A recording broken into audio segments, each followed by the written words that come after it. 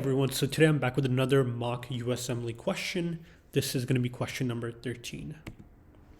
So the question is, you have a 60-year-old male, past medical history is notable for high blood pressure and a CVA. He comes to the ED for severe right-sided knee pain. Patient states that the pain began 1 day ago and is rated at 10 out of 10 in severity. And the pain is so severe that the patient is unable to ambulate. With regards to vitals, patient is febrile to 38.1. Otherwise, blood pressure is normal, but he's tachycardic to 115 beats a minute. On physical examination, look at the right knee. It does appear swollen erythematous, and patient endorses severe pain with passive and active range of motion of the right knee. Laboratory findings demonstrate leukocytosis to 15.1. The organism most likely responsible for this patient's clinical presentation can be best described as what? Options are gram-positive cocci, gram-negative bacilli, positive sense RNA virus, and the last option is DNA virus. If you need more time, go ahead and pause the question right now. So the correct answer is gram-positive cocci. So first, let's discuss the answer. So in order to answer this question, what you have to know is that this patient's clinical presentation is very consistent with septic arthritis, where there's infection of a joint space.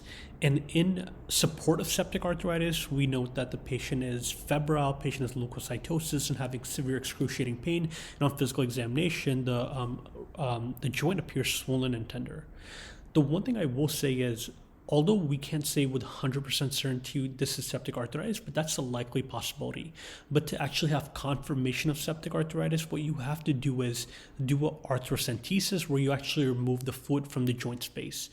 And if the patient does actually have septic arthritis, on arthrocentesis, what you'll see is more than 50,000 WBCs. That's the confirmation that you need for septic arthritis. But even though we don't have that confirmation, just based on the clinical presentation, that's the very likely possibility that the patient does have septic arthritis. Because when we look at other causes of monoarticular joint pain, for instance, like gout, usually you're not going to see systemic signs of infection like the patient being febrile or there being leukocytosis. So once again, the likely diagnosis for this patient is septic arthritis. Now the next question becomes is, if it's septic arthritis, the question is asking, what's the bug that's most likely responsible? Now, in order to answer that, you just have to remember that the most common cause of septic arthritis is secondary to Staph aureus. Now, how do you treat Staph aureus, particularly in patients who have septic arthritis? You start empiric treatment with vancomycin. So that's very important to remember, that patient with septic arthritis, most often due to Staph aureus, and you treat with vancomycin. Now, this question, I try to make it a little bit more challenging because on your USMLE, oftentimes, they're not going to simply ask you, what is the bug most likely responsible? They'll try to make it more complicated. And I try to do that with this question as well, is I'm not simply asking you, what is the bug responsible, but I'm asking you, what is the findings that you'll see on microbiology?